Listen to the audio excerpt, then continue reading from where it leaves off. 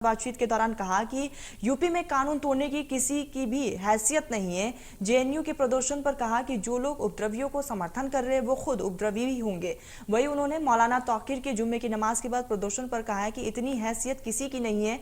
UP में साफ तौर पर कहा गया है कि उपद्रवियों को बख्शा नहीं जाएगा, उनके खिलाफ कड़ी से कड़ी कार्रवाई की जाएगी।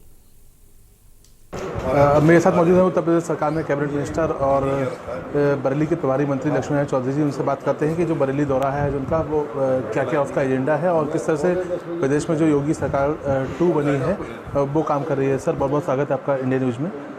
जानना चाहेंगे दूसरे कार्यकाल में सरकार की क्या प्राथमिकता है? देखिए, आदरणीय मोदी जी ने जब से देश की कमान संभाली है तब से उन्होंने जन कल्याण की जो योजनाएं चलाई,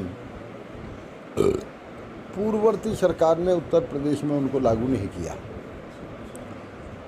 जैसे मैं यदि ये कह दूं कि पूरे 5 साल में प्रधानमंत्री आवास के नाम पर हजारों में आवास सिमट के रह गए।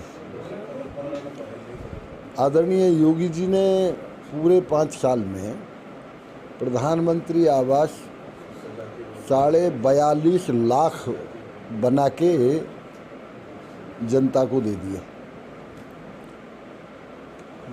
तो जितनी भी प्रधानमंत्री की जन कल्याणकारी योजनाएं हैं उनको सही ढंग से लागू करना, उनके अलावा जैसे आयुष्मान योजना है, आयुष्मान भारत की योजना में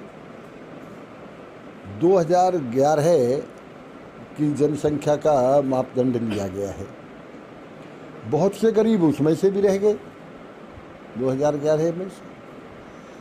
आदरणीय प्रधानमंत्री जी ने, वो मुख्यमंत्री जी ने अलग से आयुष्मान योजना को प्रदेश की तरफ से भी लागू कर दिया, जिसमें लाखों व्यक्ति आज लाभ उठा रहे हैं। दूसरे नंबर, किसान के कल्याण के लिए मैं यदि ये कह दूं कि 2002 से लेके 2017 तक 15 साल में जितनी गेहूं की, धान की खरीद हुई उतना 5 साल में, उससे ज़्यादा हमने 5 साल में खरीद की किसान की। उसको दूसरे नंबर सीधे 24 घंटे में उसके खाते में पैसे पहुंचाए। यदि हम गन्ने के पेमेंट की बात करते हैं तो जितना गन्ने का पेमेंट पूर्ववर्ती सरकारों ने 15 साल में किया 98,000 करोड़ का, उससे ज़्यादा हमने 1,57,000 करोड़ का पेमेंट 4 साल में, 5 साल में किया। तो चाहे किसान को आगे बढ़ाने का लक्ष्य हो, किसान के विकास की और प्रगति की बात हो, चाहे 36,000 करोड़ रुपए माफ़ करने की बात रही हो, किसान कल्याण के लिए ये काम किया गया है। नौजवान के कल्याण के लिए पूर्ववर्ती सरकारों में भर्ती हुआ करती थी, लिस्ट लग जाती थी, फट जाती थी। सबको मालूम है यूपीएससी में भी जो कुछ हुआ, लेकिन 4.5-5 लाख भर्ती की हमने 5 साल में, जिसमें किसी ने ये चैलेंज करके कहा गया कि पूरे 5 लाख भर्ती में कोई व्यक्ति एक चाय का दाग यदि लगा दे तो तत्काल हम उसको इनाम देंगे और दोषी के विरुद्ध कार्रवाई करेंगे। लेकिन आज तक कोई उदाहरण नहीं मिला। निष्पक्ष भर्तियां हुई हैं। तो जो हमारी प्रतिभाएं थीं, नकल विहीन परीक्षा, ये स्थिति हो गई थी कि उत्तर प्रदेश का छात्र किसी भी प्रदेश में चला जाए एडमिशन के नाम पे तो ना कहीं एडमिशन मिलता था, ना कहीं नौकरी मिलती थी। और आज यदि जब हमारे उत्तर प्रदेश का कोई नौजवान जाता था तो वह इतना ही कहना, कहाँ उत्तर प्रदेश से आए हो।